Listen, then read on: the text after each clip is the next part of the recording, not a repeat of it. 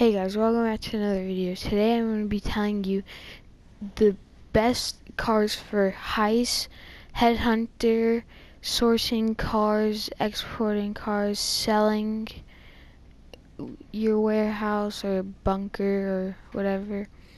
So the armored Kuruma, it can be used for like all of them. It is a really good vehicle. I used to have it, but I don't have it anymore because I sold it. But it is a really nice vehicle. It's hard to get shot out of if doing headhunter. You could just it's easy to shoot out of, but it's hard to get shot inside of it.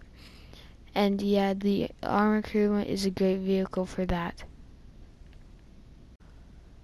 Okay, so the next vehicle is a Oppressor Mark II.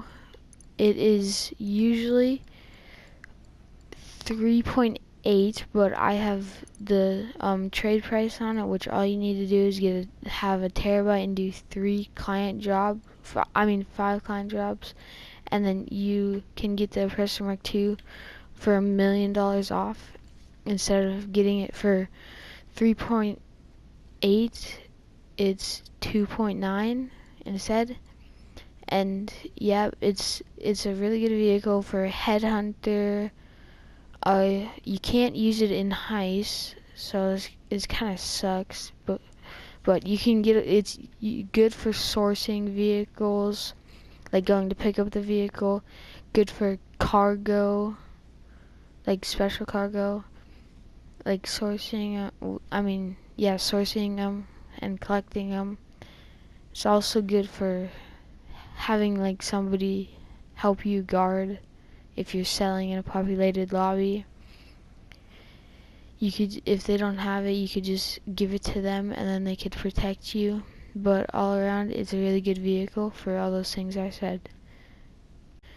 Okay, so the third vehicle is going to be the Buzzard. If you register as a CEO, you can get it for free. Well, free, or it's 20,000. I can't remember, but you could get it.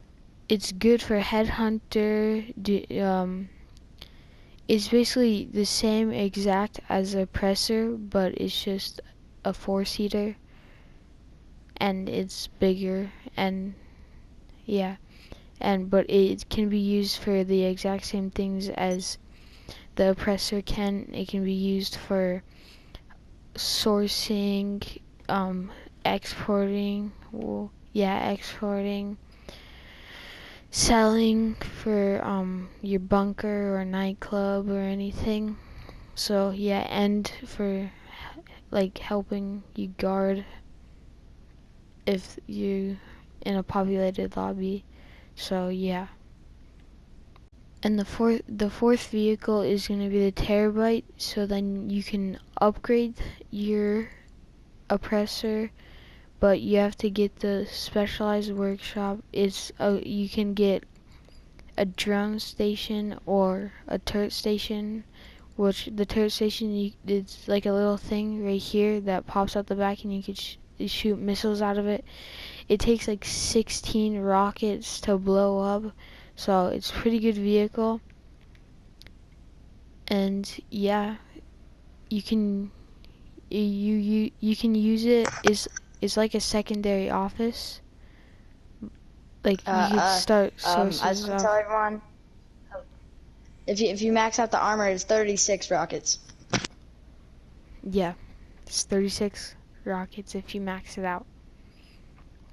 But you could customize it just like a normal vehicle, and you also have to have a nightclub to be able to store it. Okay, yep. On to the next vehicle. The fifth vehicle is going to be the Savage. You could use it. It's just like the Buzzard, but it has an explosive cannon on it, which you could it's a cannon, like a regular, like how the Buzzard has, like it's just regular gunshots, but really powerful, and it's explosive, and it could like one-shot cars. And you could use it for headhunter, sourcing, protecting, and like all the things you could use for the Buzzard. like, and the oppressor. And the last 5 vehicles are just going to be vehicles to mess around with, too. Okay, on to the next one. Okay, so the next next 5 cars are just going to be cars to mess around with that are fun to mess around with. So the first car is going to be the Fudo. It's $9,000, which is really cheap. You can sell like 2 cars at like 2 cars from like at the top of the city, and it's really cool to customize. You could put liveries on it. I had this and it was my favorite car, and then I sold it to get more money.